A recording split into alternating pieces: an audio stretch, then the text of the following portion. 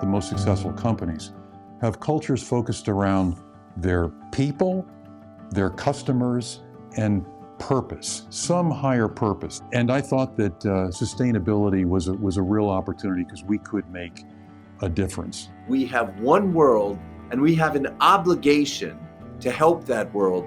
And if we do right by it, that world is going to feed us for ages going forward. Almost every CEO understands that the environment is our future and we have to work with it and coddle it. More and more, customers are searching for sustainable brands. With businesses around the world pledging to become carbon neutral in the coming years, choosing green practices has never been more important to consumers. When you think about that particular objective or goal, or in this case, it's a vision, you have to really put some resources behind that to make that happen. We're looking for win-win relationships between stakeholder, between employees, between the community, between the environment, between vendors, and so on and so forth. With plastic packaging, over 90% of the plastic that's ever been made in the world since it was invented is still with us today. It's providing those sustainable packaging solutions, helping them get out of plastic, get out of material that's only used once and then disposed of and ends up in landfill or incineration. In this episode of Transformative CEOs, we'll hear from experts in the business community on how companies can begin to employ environmentally friendly practices and why this is one of the smartest moves you can make as a CEO.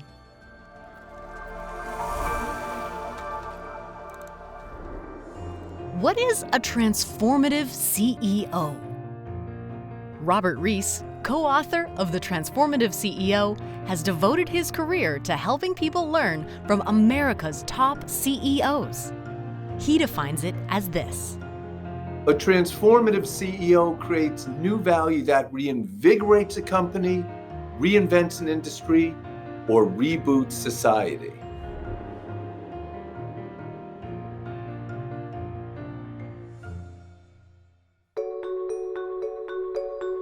We hear about it more and more.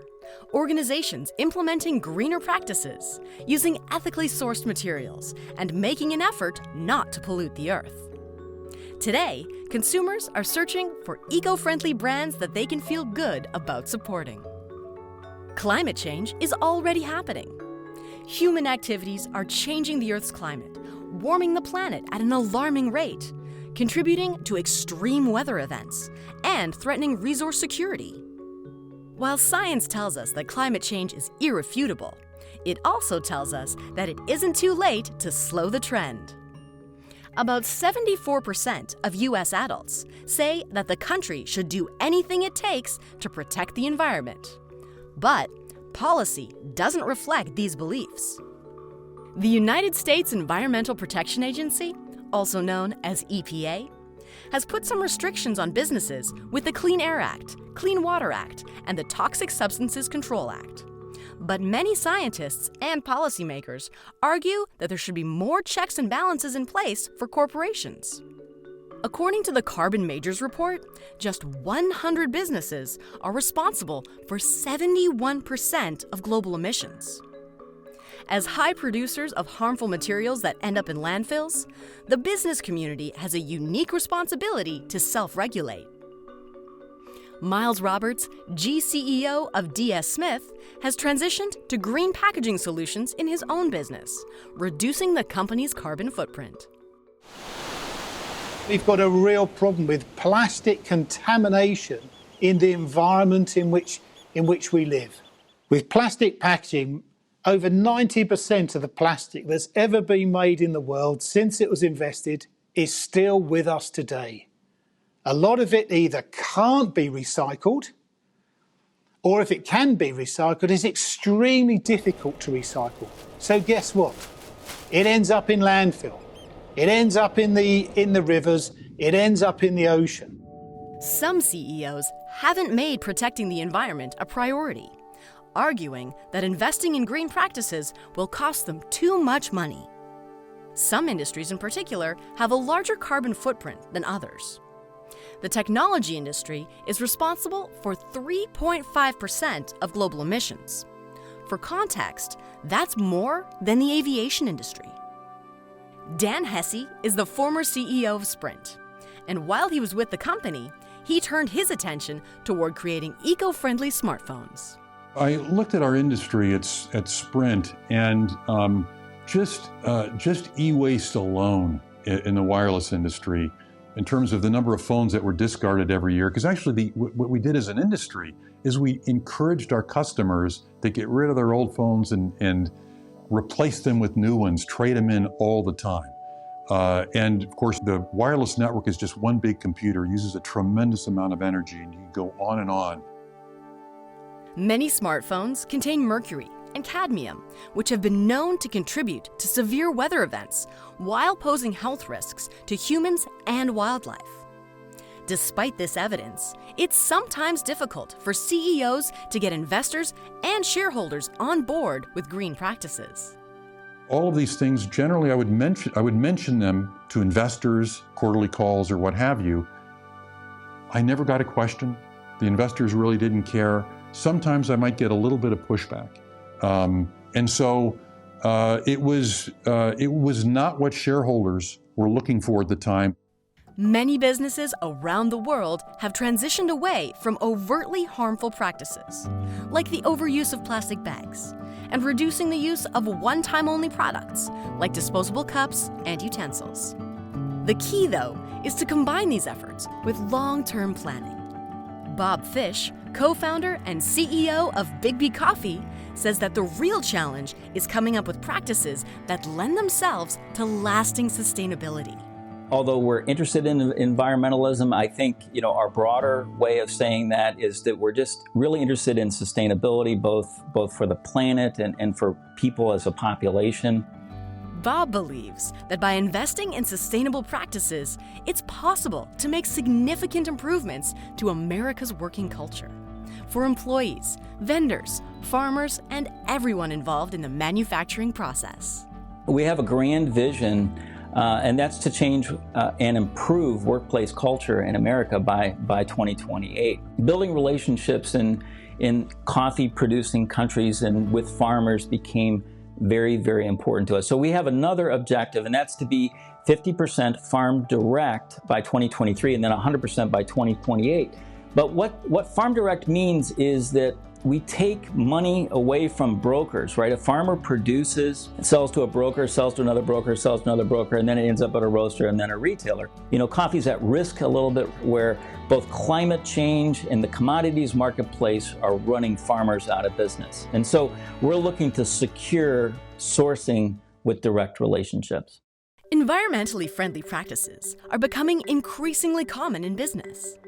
Companies around the world have clued in to the financial benefits of investing in the environment. Employees at eco-friendly companies are, on average, 16% more productive. And 66% of customers are willing to spend more money on green products. But adopting eco-friendly practices and being a sustainable company are different matters. An eco-friendly practice does no harm to the environment, but may not be plausible as a long-term plan. On the other hand, sustainable practices can continue indefinitely without depleting natural resources or creating challenges for future generations. Sustainability is the gold standard and should be interwoven with business strategy. Miles Roberts believes that this is the key to business success. Over the last 11 years, we've really focused on providing sustainable packaging solutions, predominantly for our FMCG, our fast-moving consumer goods customers.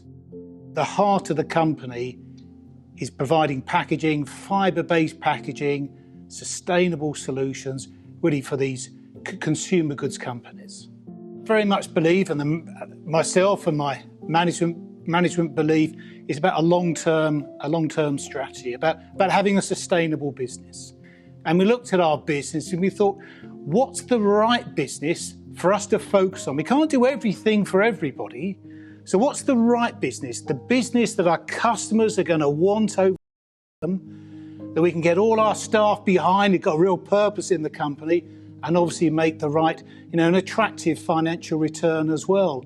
Miles's goal was to create packaging that would meet and exceed the needs of customers, still minimizing harm to the planet. Our biggest achievement has all been around what we call delighting our customer. It's providing those sustainable packaging solutions, helping them plastic. Get out of material that's only used once and then disposed of and ends up in landfill or incineration. Robert Rees believes that the balance of pleasing the customer and providing sustainable solutions is paramount to running a successful business today. As an expert on business, he's connected with thousands of CEOs around the world and has noticed companies trending toward green products and offerings. Now, in speaking with CEOs every day, what is amazing, you look at ESG, almost every CEO understands that the environment is our future, and we have to work with it and coddle it. I believe that now, more than ever, we have one world, and we have an obligation to help that world.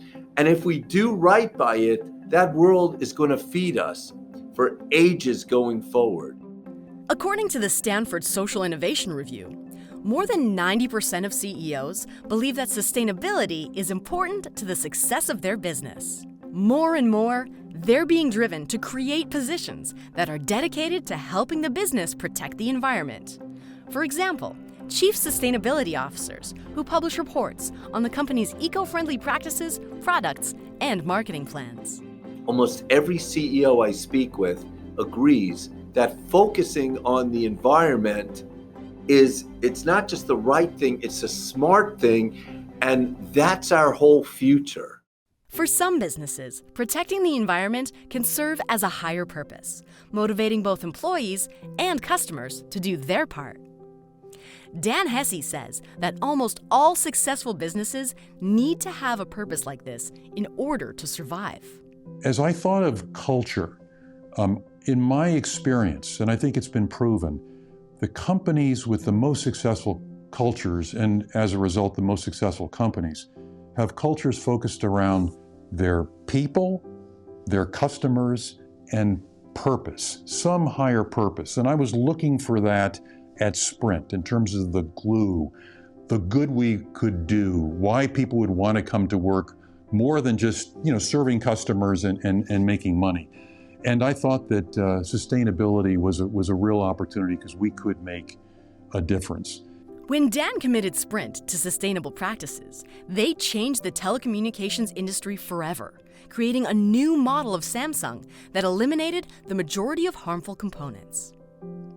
Their dedication to creating eco-friendly products, as well as their switch to using more wind power, made them the only telecommunications company to end up on the Dow Jones Sustainability Index.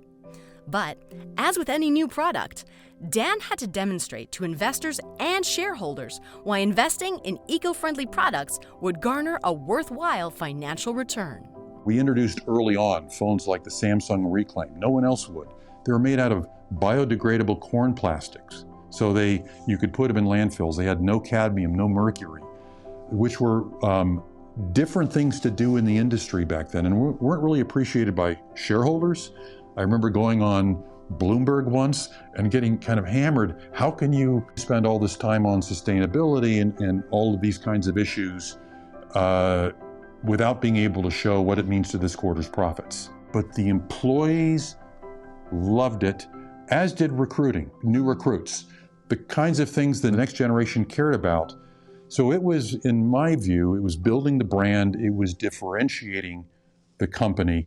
Switching to sustainable practices is easier said than done, and it can be overwhelming for businesses to consider making the move. It may require building new vendor relationships, paying more upfront fees, and even innovating to create entirely new products sourced from different materials. Small and medium businesses in particular report that a lack of capital poses a challenge in switching to eco-friendly practices. In addition, they may experience a lack of support from supply chains and partners. Some organizations do not have the background education necessary to make the first move. Or eco-friendly innovations require the use of technologies that have not been invented or widely adopted yet. Luckily, there are solutions to these challenges. An investment in sustainability pays off in the long run, so businesses with less capital can expect a return on their investments.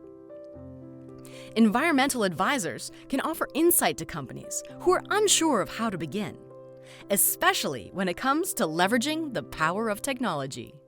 I remember the CEO of Interface, which is a large carpet company, but they decided to go carbon neutral decades ago, before anyone else had. And with this vision they had, I was speaking with the CEO and he was saying, you know, Robert, technology can solve almost all of our environmental issues. He said, look at ozone. He said, at a certain point, there will be technology to sequester the carbon in the ozone layer and move it out. So all of a sudden, there's no more ozone problem. While this is an extreme example of how leveraging technology can help the environment, Robert believes that the importance of tech should not be overlooked as businesses search for accessible and affordable ways to reach sustainability. But that's just an example that if you can get technology to capture all the carbon together and to move it, you can redistribute. Getting customers on board with your company's new sustainability efforts is crucial. If you're implementing new technology, you first have to make sure they understand how to use it and can easily access it. If you're switching to new product materials, you have to check with customers to ensure you're still fulfilling their needs. If you're able to create a sustainable and effective product, research shows that consumers will flock to you. In 2018, products that claim to be sustainable only made up 16.6% of the market, but brought in $114 billion in sales. That number is only expected to rise. So for us and our customers are saying, help us replace plastic, but do it in a way where that product is fully sustainable. You know, we focus on fiber-based packaging. It comes from trees. It's the only fully sustainable material. You can grow new trees. They absorb the carbon from the atmosphere. You use them, it gets broken down. We keep on using that box again and again and again, recycling it 8, 10, 12, even 16 times. You pick up the old boxes, you make new paper into new packaging. You can use it again and again. And when it's over, you're left with a fibrous material you can use as an organic material for things like fertilizer. Equally important to providing solutions to customers is providing solutions to vendors. For Bob Fish, a CEO in the food industry, this translates to supporting safe, green farming practices, which benefit the earth in addition to farmers and their communities. This holistic view of environmentalism keeps the well-being of people at its core. We employ a stakeholder management perspective in managing the company, and that means that we're looking for win-win relationships between stakeholder, between employees, between the community, between the environment, between vendors, and so on and so forth, right? So we looked at our vendor relationships and realized that we were buying coffee from people we didn't even know, and that we had the capacity to change that. What we're looking for is a farmer that is treating people right, not using child labor, providing great working conditions, appropriate pay for that country, that they're treating the environment right, not just USDA organic, no petrochemicals, but soil conservation, water conservation, shade-grown indigenous trees, the whole 9 yards. And then almost most importantly, that they have some investment that they're making in the community, whether that be through a school or a clinic or providing water to the wider community. All those things are really important. And if we do that, we believe that we will be able to have sustainable sourcing in coffee. Most importantly, if you're committing to building sustainable practices into your business model, don't lose focus.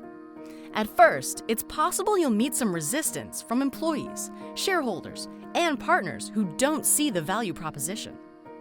As a CEO, you must stay dedicated to the larger goal and work to create shared momentum within your business. Is looking at our role as larger than only serving the needs of shareholders, because at the time the shareholders didn't care.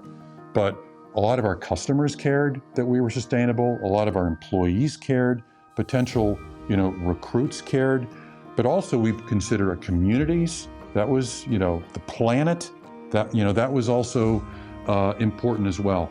And so we began to see it in our brand metrics. One of the reasons we made the progress at Sprint that we did is just like identifying quantitative objectives and measuring and reporting on culture, we did the same on our sustainability metrics. So you have a 10-year plan. This is what we're going to do for paper use, water use, electrical use, the percentage of phones that we sell that we're going to recycle or reuse. All of these things are metrics, map to get there, but engage your people and employees in getting there, because that's the way, that's the way you get there. You treat it like your financial objectives and any other objective, and it'll get done.